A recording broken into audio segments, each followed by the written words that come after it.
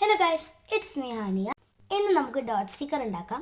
Dot sticker എന്ന് പറയുമ്പോൾ journal സപ്ലൈസിൻ്റെ ഒരു സംഭവമാട്ടോ, ഒരു സപ്ലൈസ് ആണ്.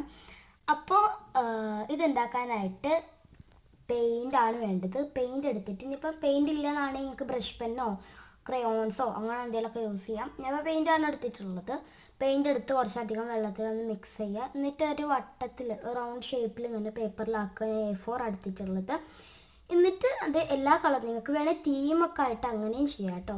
പിന്നെ ഒരു കാര്യം, എൻ്റെ വീഡിയോസിനൊക്കെ ഭയങ്കര ക്ലാരിറ്റി കുറവാണ്. പിന്നെ ട്രൈപോഡൊന്നും ഇല്ലാത്തതുകൊണ്ട് തന്നെ മര്യാദയ്ക്ക് വീഡിയോസ് ഒന്നും എടുക്കാൻ പറ്റാറില്ല. പിന്നെ എൻ്റെ ചുമരൊക്കെ ഭയങ്കര ഒരു മെസ്സിയാണ്.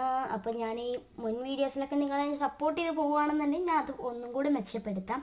അപ്പോൾ സംഭവം എന്നിട്ട് അതൊന്ന് കട്ട് ചെയ്തിട്ട് ട്രാൻസ്പെറൻറ്റ് ഷീറ്റും ഒട്ടിക്കുക. ഇന്ന് പീൽ ചെയ്യുക, ഒട്ടിക്ക. സംഭവം വർക്കിംഗ് ആട്ടോ. ഇപ്പോൾ ഈ ഒരു ക്രെഡിറ്റ് വന്നതിൻ്റെ ഫ്രണ്ടിൻ്റെ താങ്ക്സ് ഫോർ വാച്ചിങ്.